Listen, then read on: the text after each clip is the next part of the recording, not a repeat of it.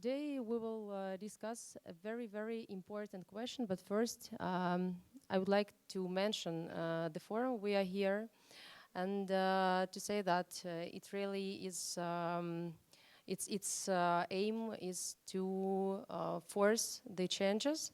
And I hope that today we will make something like the roadmap or some deeds for Ukraine. Our today's topic is new economy and corruption. According to the Transparency International, Ukraine sits the 120th place among 180 countries. It has only 32 points where 0 is absolutely corrupted and 100 is transparent. That's why we have really, really very much to do. And today we have great speakers and experts who are the acting people, who are the people who force this process. And I would like to first introduce them and then to start the discussion. We're a bit short of time because we're a bit late. That's why we will have first the reports and then the discussion. And I would like to ask all of you to be active and to ask questions. The more we discuss, the more we will make. Well, I would like to represent to Eka Keshelashvili, the head of the EU initiative, the anti-corruption initiative in Ukraine. Koksa Hirose, I made it, the Jet Istanbul director for economic affairs, and Alexei Sobolev, CEO of Prozoro Sale. Well, first I will give a word to Eka because she is a bit hurrying, but I hope that we will do everything in time.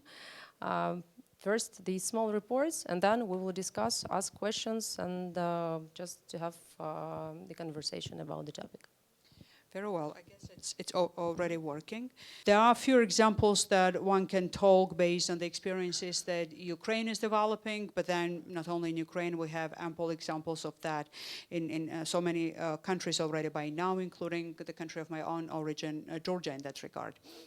And we have here colleagues from Prozoro with whom we've cooperated quite closely as a program funding the development of the Prozoro sales models and then the system that actually already shows the results of a kind that are profitable not only for the businesses to be engaged in a different way in transaction with the government, but then for the government to generate funds as well in a very profitable and transparent way and a non-corrupt way in that way. So there are a few elements as the basics, I guess, that we need to keep in mind when we speak about technologies as the tools of the new ways of doing governance and the new ways of doing business based on that.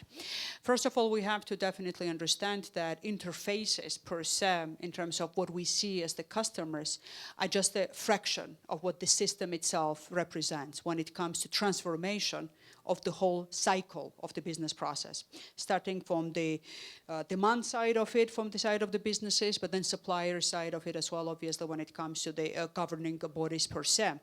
And then we've seen that in so many ways with experiences in Ukraine and in other countries as well, that the biggest change is not really visible as much as one can tell when it comes to what it takes to put at place the system like either Prozoro sales on geographic information services, like tools as we are developing from the side of UACI, for example, for the 5 cities in Ukraine, geoportals as we call them.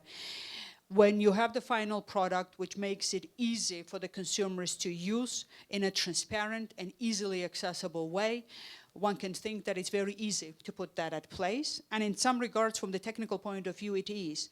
But to transform the way of operation of the back offices, so to say, of state institutions, who need to change the way they think, they gather data, they put at place business processes that ultimately end up with having an endpoint of the consumption of the product in the way that it actually is delivered, is in essence the biggest transformational element of all.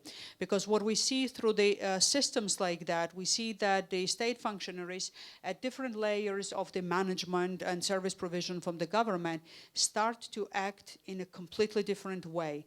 They gather data differently, they understand the way they plan, they way of putting in place the plans of how many objects and properties had to be put up for sale, put up for lease, let's say, or what the cities are offering for the businesses when it comes to not only lease and sales, but then in terms of advertisement opportunities, development of the neighborhoods, infrastructure changes, and then investments into that. It's the different way of thinking, how you plan, how you deliver on that, and in the meantime, how you organize the business process. That in itself becomes digital rather than manual in many ways, and transforms the way how internally the institutions are working. So I would say that combination of these two elements makes the change more irreversible, rather than only putting in place a system that makes it easy and accessible for the consumers to benefit from.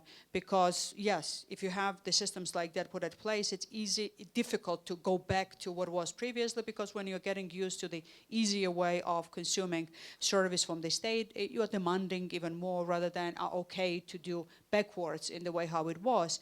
But at the same time, the real sustainability of this process comes with the internal transformation of the ways of the civil service starts to work in this. Then on the other side of the coin, so to say, it's a transformational way of planning for the businesses as well, because they start to realize that you don't need to have connections in different institutions.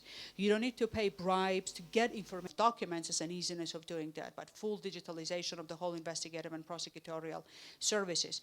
So my final message is that if in the fields as sensitive and complex in terms of conservative approaches to any novelty as the law enforcement usually are, the full digitalization of that kind is possible, one can definitely have an ambition that most of the services in modern era with the technologies that we have that are delivered to the citizens indeed could be not only digitalized but put in the palm of a phone, as the president of Ukraine and then the government of Ukraine says as the new priority for the country. So I would say that it's encouraging times, dynamic times, and with the human resource and capital in terms of the knowledge of IT technologies in Ukraine, the prospects here in Ukraine for the development in this direction is quite significant. And support from international community, as much as I can tell, is quite strong in finding the creative ways of helping Ukraine to do its own fight against corruption in a sustainable and innovative way, rather than only through the old classical ways of combating corruption, which, however valuable they could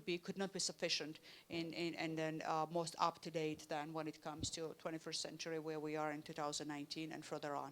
Thank you. Thank you very much. Kokso, you are welcome to continue, and I know that you have a few examples from the Japanese government, which we can maybe implement here in Ukraine, and it will be very, very useful and interesting to listen. Yeah.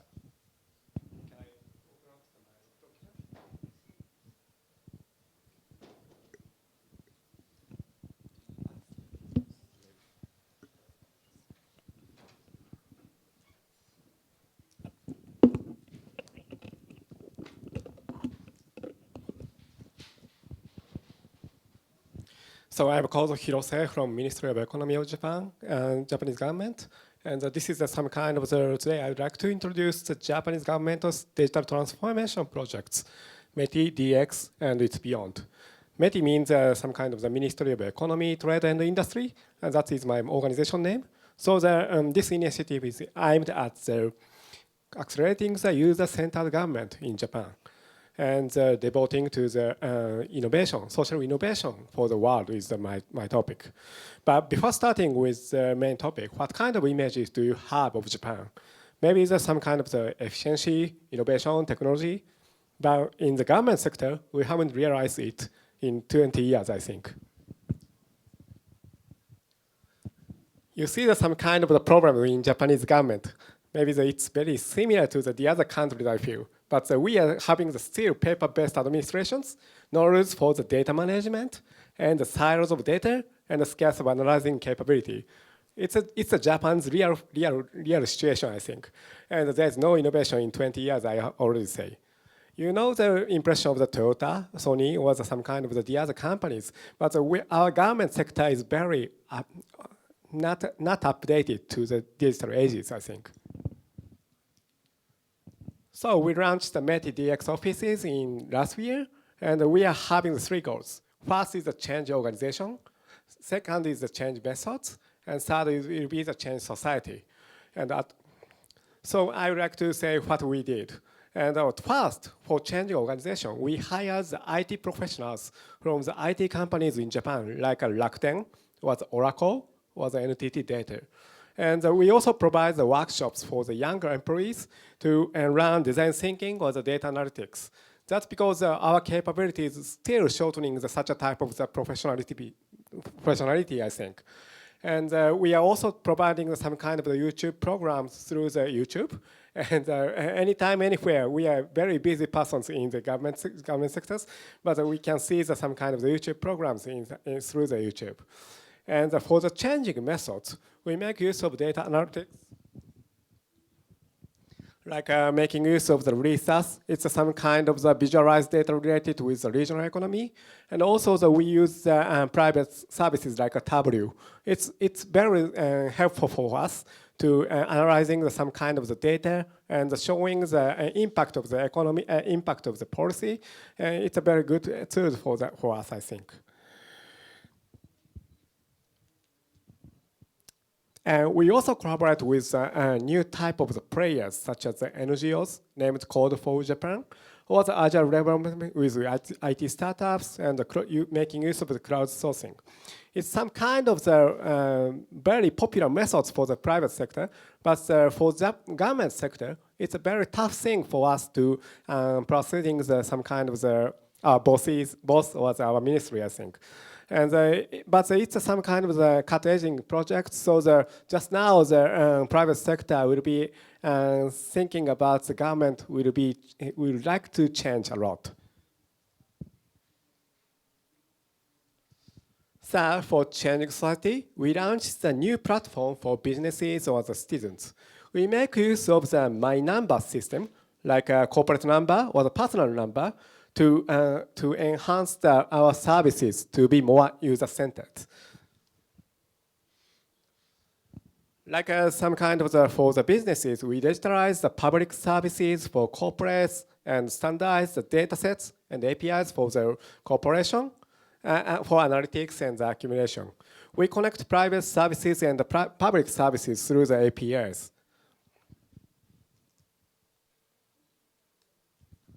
One of the examples will be the J-Grant. J-Grant will be the providing the digital services. If the company would like to apply for the some kind of the grant, they can make use of this site, only one-stop site, and this can help digitalize and standardize all the processes of the grant applications.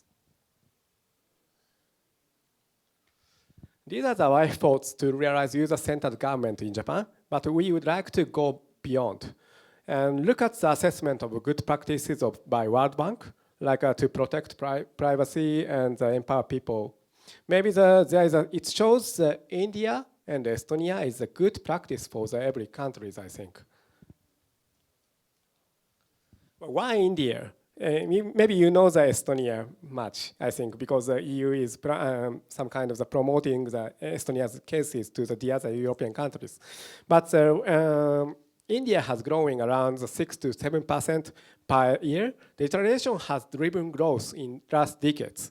And the three factors will be contributing to these growths. First is the mobile phone penetration, and second will be the soft landing ecosystems, and third will be the India stack. Do you know the India stack? India stack is enhancing this growth more and more, I think. And that's because India stack will brought millions of people from informal economy to the formal economy. Like a future of the India stack, it is some kind of the citizen ownership of data is ensured by law. And second will be the standardized and open modules can avoid the vendor lock-in. This is affordable services for citizens.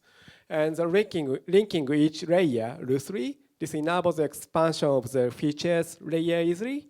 And fourth, boosting the startups. Maybe the data portability will be realized by these systems, so the startups can make use of this system. And also, it can be devoted to the inclusive growths. Maybe the expand potentials for businesses for SDGs, such as the social development goals. Actually, we Japan made a collaboration with India to develop open and democratic digital public platform in third countries. And just now, we focus on the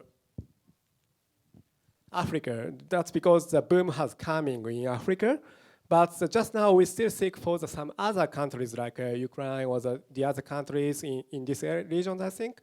And this event will be full of talents who are trying to realize the innovative solutions for the government sectors or some kind of services like public services. I hope I can connect to some of them and start collaboration with Japan and India. Thank you. Thanks a lot.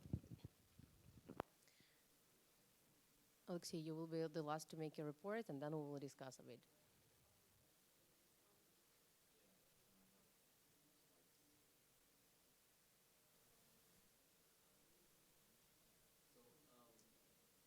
Does it work? Let's change.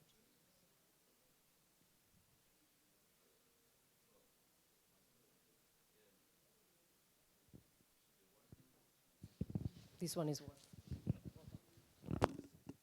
Sorry about that. I'm the CEO of a state-owned company called Prozor Sale, and we do the world's most transparent electronic auctions. And so far, the system has been operating for the last 3 years, and through the system, we sold more than $840 million.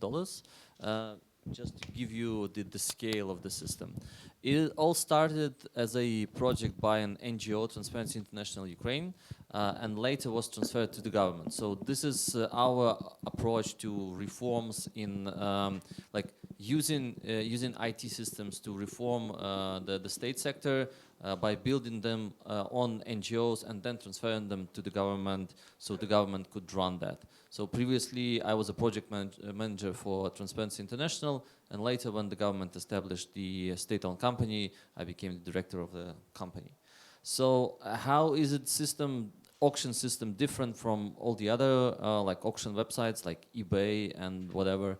So usually when the government tries to sell anything, it just would build its own website. So all the bidders should register to one website, or it would hire like one provider of auction services, so which gives them a monopoly. In Ukrainian context, when there is lack of trust to the government, there are corruption cases, this monopoly on the platform which sells the assets leads sometimes to restricted access. So this provider of the auction could sometimes not allow people to register or bid, or it may sell information to other participants, or then there is decreased competition because people should be aware of this website where the government sells the property.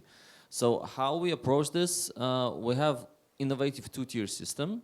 Two-tier meaning we have a central database with an API, and that's the part that I'm running, that belongs to the government. And then we have multitude of marketplaces, and all the marketplaces connect to the central database. And then on the websites, though these marketplaces are just the auction websites on the internet, they take the data from the central database and show to their clients, and the clients could bid to an auction through any of those websites to all the items that are in the central database, which makes this system demonopolized first, and secondly, it is like public-private partnership, which business brings the user interface experience, and the government just sets the rules and looks after the back end, so that different marketplaces could talk to each other through our APIs, and that's how reform became really successful.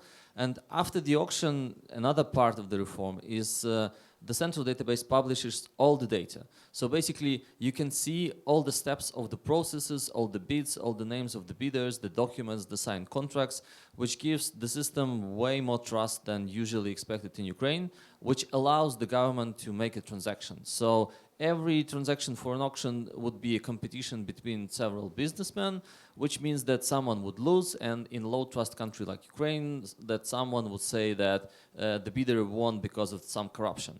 And it doesn't matter if there were corruption or not, it's just like because of the low trust, the government would usually then, there would be a political scandal and the transaction would be cancelled. If everything would be recorded in the system and if everything would be public, then it would be harder to dispute that you just bid below the winner. And that's exactly what happens here. So we allow the government to actually sell things. So yeah, this is a bit outdated. There were 200,000 lots created on the system. We have 50 marketplaces connected. Basically, all the all the platforms in the country that deal with some kind of electronic auctions are connected to us. We're responsible for privatization and lots of other efforts. So these are the areas that the government currently employs us. And since the platform became so big, it is used by private businesses as well. So for one, the government does mineral extraction rights licenses, which is, I don't think that there are as transparent auctions anywhere else in the world. For that matter, we do small scale privatization, which means the privatization of items below $10 million of value. And the reform is very successful. It was supported by USCI. Eka talked about that. And it costed to build like 200,000 euros, and it generated almost 70 million for the government and local communities. And we also do property leases, commercial sales. We sell lots of non-performing loans, which loans of the failed banks or loans that are not being repaid. And the banks, commercial banks, now use the system to sell them to other banks or collectors or some hedge funds. And we also do railcar lease auctions, where Ukrainian railways provides the rail cars for to get your goods from one point to the other, and the price is set through a transparent auction. So basically, this is the work that's been done the last 3 years, and as we see that we're kind of through this technology, we provide ability for local governments, for one, to access bigger market. They are serviced by the marketplaces that go to these villages and ask if they have anything for sale, to sell that. And sometimes local governments from one part of the country are selling goods that, like some metal scrap that was there lying there just for 10 years and nobody was interested, and they would receive several million hryvnias, which would amount to 1 year of the annual budget of some village. So this kind of global platform allows them to generate money. And the small-sized businesses, they also like prosper on this platform, because what the government has, it has like low-end goods, really cheap, in bad shape, but still, if you need to access the real estate market, this is the cheapest option that you can get, and you can get like in hands. So we have several cases already where people bought really bad real estate, and right now it's some kind of factory or a restaurant. Also, yeah, this is how we're working with regions. More than 200 towns and villages use the system. What's in the works? We already started the new insolvency auctions, meaning that every insolvency, if there is a need to sell anything in the insolvency process, it would be done through this kind of unified system. We're working on timber auctions. Ukraine is very rich on timber resources, and nobody really sure how this timber gets to the final buyers. So we'll be helping that. And we'll also be launching renewable energy auctions, which is a really hot topic for investors this year and next year. So the tariffs would be set during an auction phase, and yeah, it would be very transparent. And the whole state leases will be put into the system next year. And later next year, part of the land market, which would see the sales of the sales and leases of the state-owned land, would go through the system as well.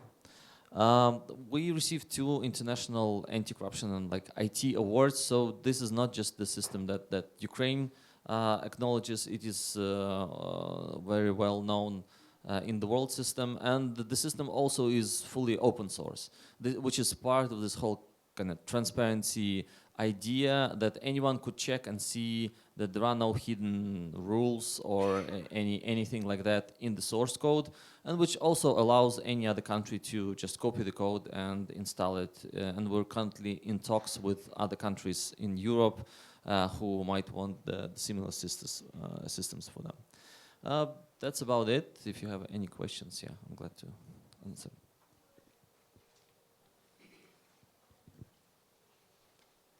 Thanks a lot. You can think about your questions. I will start with a very general question about Ukraine. Will you please name 3 steps that Ukraine lacks now just to move faster, to enforce the process of digitalization that will obviously help corruption? Is there something that should be done as up? It is hard a bit to distill with the 3 steps, but then one is obviously simplification of the regulatory framework in the areas where the simplification is still needed. For the full-scale digitalization of some areas, obviously cleanup of some regulatory framework is needed so that it's simple, it's clear, it's easy to apply, because only then digitalization can work to the fullest. I've already mentioned that what we already see as an interface with Prozoro, there was a lot that was put behind it in terms of prepping the regulatory and the system-based preparations at place in such a way that it could work then in the way that it was. There were laws changed, there were regulations changed for the privatization to work in the way that it is. It became regulated by the law in a different way, so electronically the privatization of this kind could have happened. So that's one element to that. Stock taking of what are the areas of digitalization that could be prioritized in terms of being low-hanging fruits that could add to what already has been done, so the tangible results is already increased. Areas which make bigger impact for the larger portion of the society, because we do understand that any change happens in a political context, not in the vacuum. So everything that needs to be done needs to generate political support for more for more political capital than to be spent for more reforms in the future. So it needs to be obviously assessed which are the areas that bring bigger impact in terms of positive change, so that that could generate the foundation for further. And then when it comes to the final, I would say it's not as acutely seen maybe by many as an issue, because it's abundant seemingly when it comes to the human resource with the knowledge in Ukraine, but there is quite a bit of the brain drain as well that is taking place in Ukraine. So education in the sciences, and especially in the IT technologies from early on now with the younger generation, so that the future class of the workers, innovators and creators are being bought basically, is already quite challenging and needed, I would say, to keep up with the pace of digitalization in the way that it could be unfolded, so that Ukraine becomes not only beneficiary of its own development, but exporter of the development as well, to the benefit of other countries.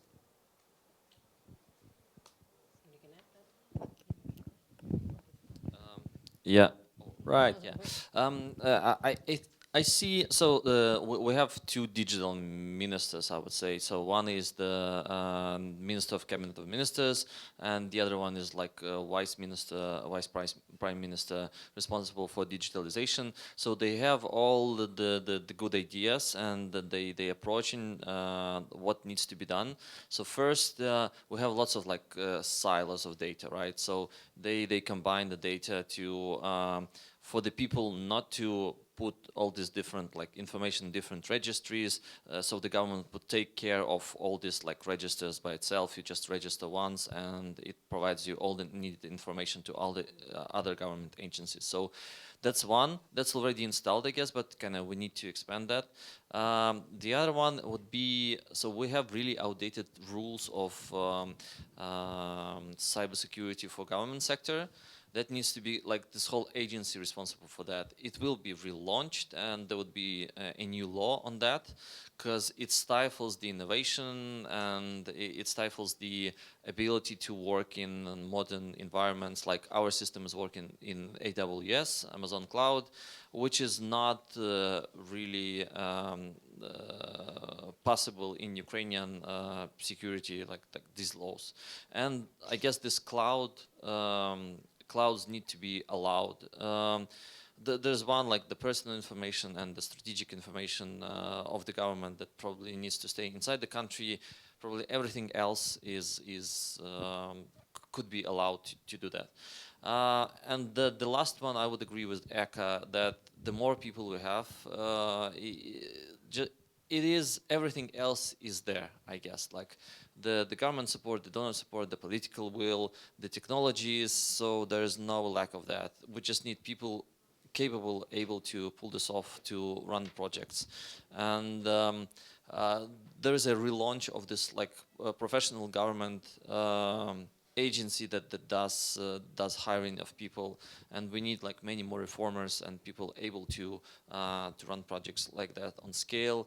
And yeah, we should like look at the salaries maybe for people responsible for transformations, because probably it would not be, you could not really raise the salaries to the level of the average IT specialist in the government sector, which means you need to have like some kind of part of the workforce working for the government that have like market level salaries to be able to transform the government on the inside. Thanks a lot.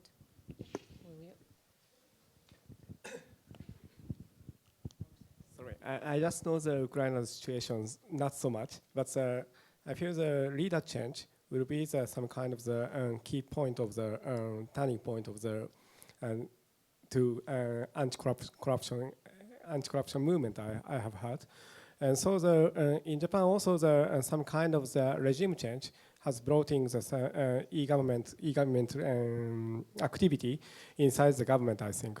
And that's because maybe the young leader will be much more about having the understanding to the digitalization, but the traditional leader doesn't have such a type of understanding, I think.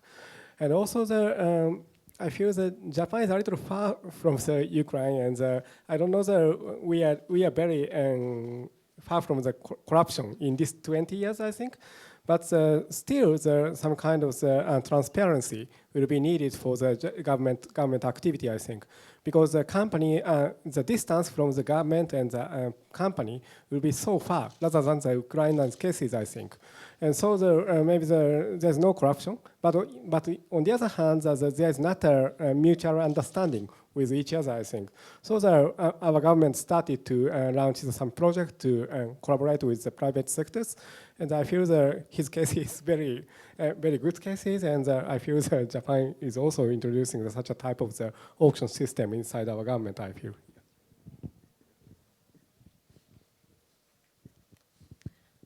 Today we mentioned the examples of India, with Estonia, of Georgia. I would like to ask about more countries, if you can share, about countries of the region forward which we can just look and maybe do something similar, if there are such countries or some such examples. Okay. I think you can share some experience. I think that Ukraine is at the moment when it's not searching for the particular examples of a given countries, but rather how to perhaps search to the elements of different examples of other countries that could be tailor-made in terms of an understanding what could work in Ukraine. In some areas, Ukraine is more advanced to the other examples that we see in other countries.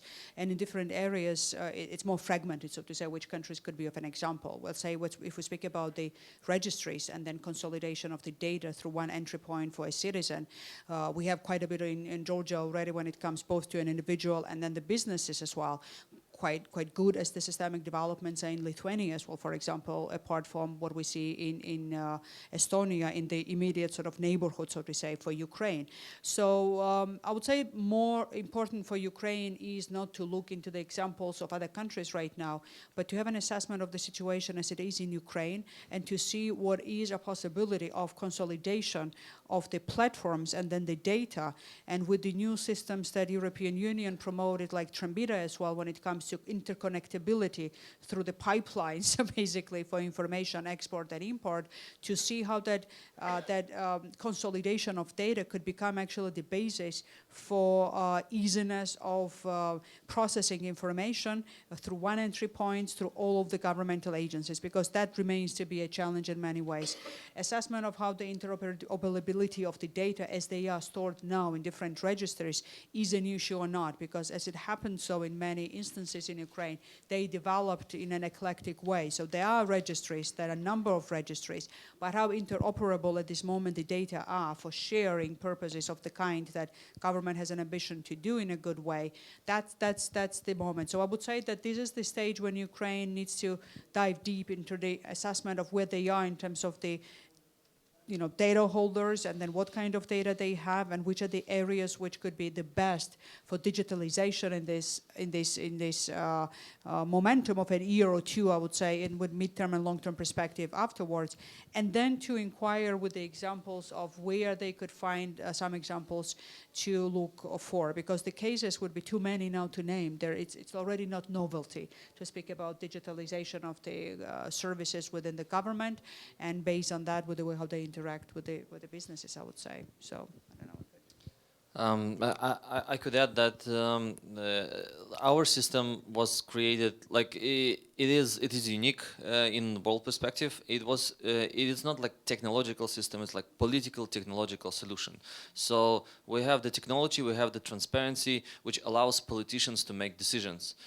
Because without the transparency and without like this cleanness and technology of the process, digitalization of the process, the government wasn't able to sell licenses, or because everything was like lots of loopholes and lots of like shady deals and corruption, and it couldn't get anything done.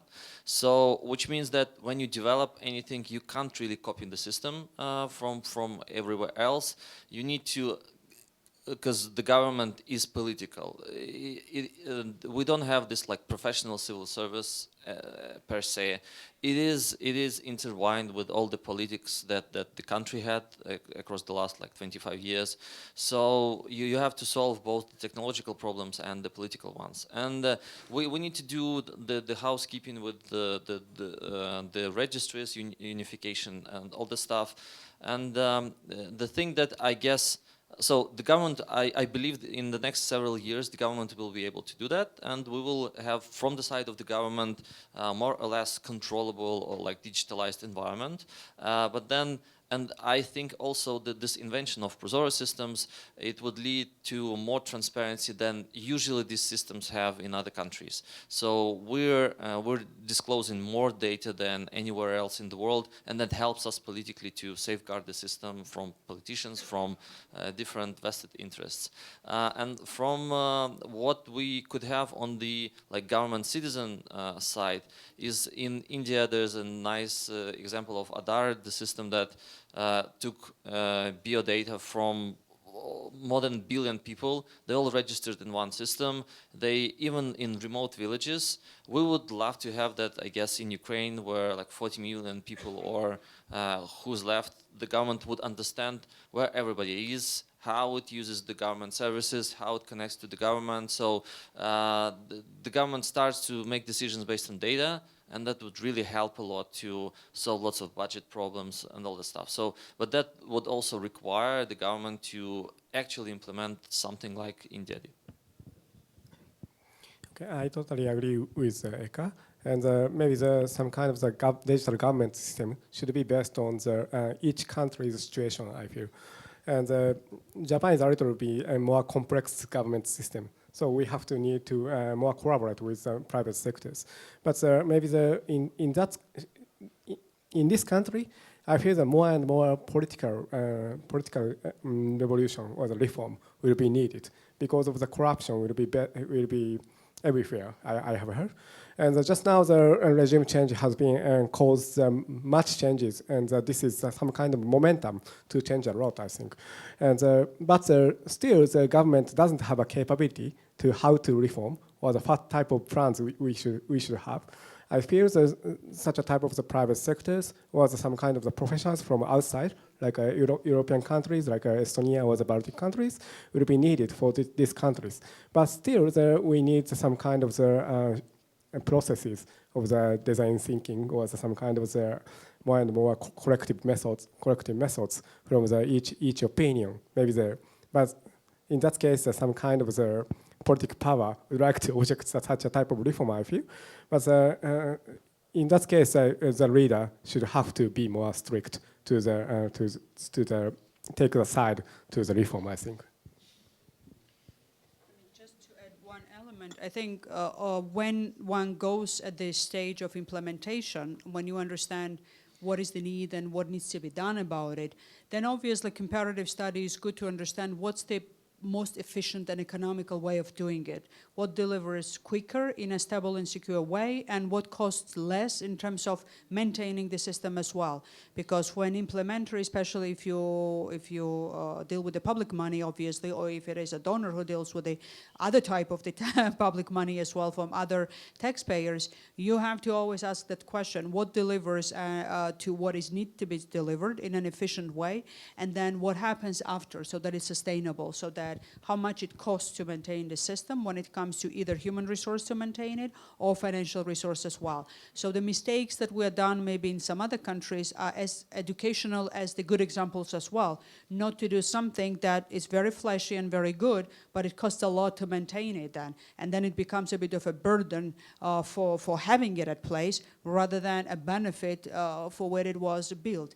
And in that regard, having a good understanding of what are the off-shelf or options there, or what are the new tailor-made developments, not customizations, but the new products that could be developed, needs to be calculated, pros and cons, and then basically from not only the point of view of security and flexibility of the systems, but the cost-effect related elements of that too. We have a few minutes, and I would like to give word to you if anybody has the question.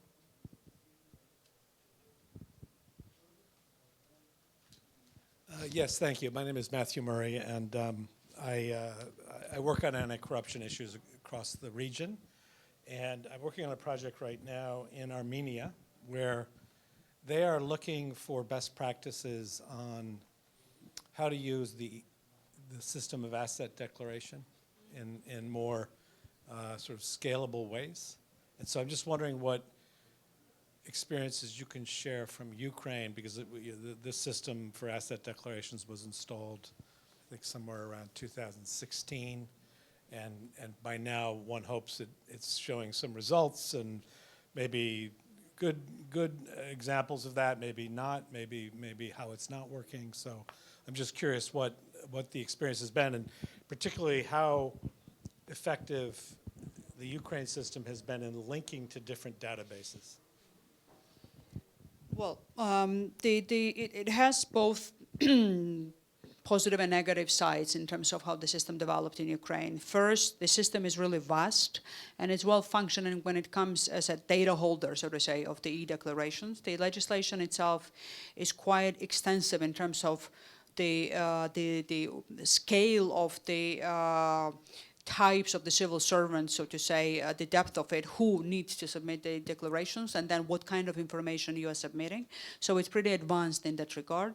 The problem for quite a while was that the agency that was dealing with the maintenance and then verification of the processes, which are the follow-up to the submissions of the declarations, was reluctant to develop further the verification processes per se. If you have more than a million, close to 1,500,000, at least 1,300,000 at average, the individuals, the declarations of which you accumulate yearly in the system, you need to have automated system of verification put at place as a buffer to identify then the risk factors of those individuals that had to be verified for the full verification purposes, except for the list of those civil servants who the jure under the legislative requirement have to be verified fully every year because they have the high positions. So that's the synergy in it.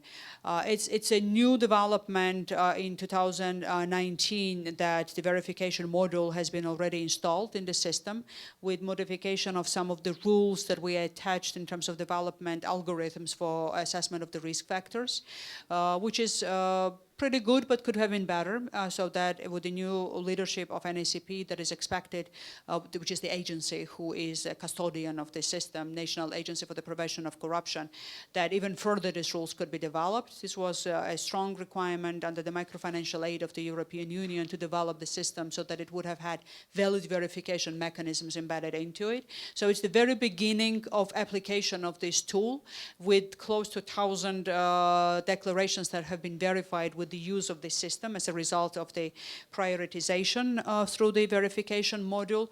part of the problem for the system was the same agency that has been mentioned earlier for this the special agency for the security, cybersecurity. It has a very long and weird name. So after the reform of this organization, I would say that the digitalization processes could go much faster in so many institutions in Ukraine. But to sum it up, it's a very interesting precedent. The system as a soft itself and as a system works. There are, if you are interested, we could be in touch, very strong business process analysis that has been performed in the system for further improvement. And now we are at the stage where under the new amendments of the law, there is a reboot of the organization with the new leadership that will come by the end of December. So hopefully more will be done in the way that Ukraine could show even more in terms of what you make, how you make use of the data that you have in the declarations. Connection to the registries, here again, under the law, they have full right to be linked to all the registries. However, this provision of the law was interpreted differently by the Ministry of Justice for some time previously. So the new provision of the law is now amended as well and then adopted to make it crystal clear that for verification processes, NACP has to have the full access in an automated way, not through the request that you can make even electronically, but in an automated way with the registries that are put at place. As much as registers themselves will develop, it will be even easier for the system to operate at the end of the day. So progress is there, more can be done, I would say.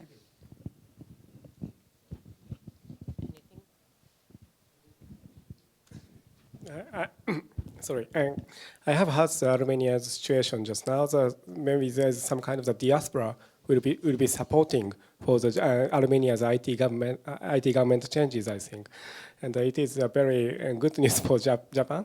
And the Japanese Prime Minister also talking about Armenia's situation, like IT sector would be prepared inside Armenia. And I know the name of the application, like PixArt, like Armenian making some kind of the application. And your country is very famous for some kind of the Silicon Valley in the former Soviet Union areas. And also I would like to know much more about your country. Sorry, it's not the answer, but some kind of comments. Any other questions? No questions. Okay, then I have one more question. It will be like the kind of philosophical question, just to summarize and to end today's our meeting. Eka mentioned a very, from my point of view, important point, the point of mindset.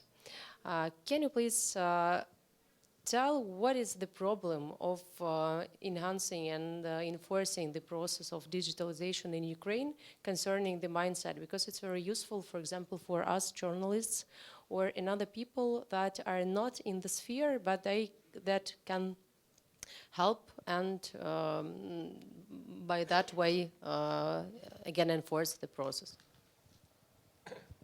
Maybe not only in Ukraine, just okay. I feel that some kind of patience is needed to watch the government's reform, I think. I'm the government officials. And if I like to reform some kind of very small things, maybe it takes a long time to persuade the many government, all the governments, I think. That's because the government having some kind of the hierarchy and silos there's many ministries, and also having the politicians, and we can't control every politicians by ourselves. And some kind of moment, when the momentum comes, the government officials who has some kind of the clean-minded persons having the reform plan, I think. So maybe the people, we are asking to the people to help some kind of the momentum to be maintained. Mm-hmm. That's because if the people are losing some patience, maybe they are objecting to the government. In that case, the reform plan has been ended in the short term, I think. So but the government reform will be needed the time to reform completely, I think. Well, as I see, the new government is really keen on what the people want. And if people want more digital, then probably it would help. So if you start using the services, that gives the government the ability, this political capital, to to do more, right, and to digitalize more, and which means that people who are signing the declarations with the doctor or using the open data portals or using all the like digital services that the government provide versus all the other options that they have that they are accustomed to, and they would hate, but then still to go anywhere online for many people it will also be hard, right? So in a different way that go to stay in the queue to submit your application anywhere, but still you have to learn something new.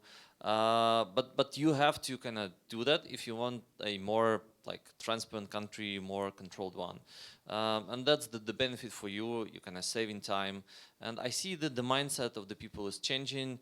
How the generations are changed, and how politicians also like leaders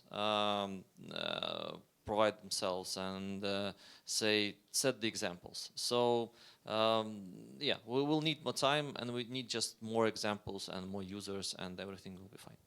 Thanks a lot. It's about the power of small action in action.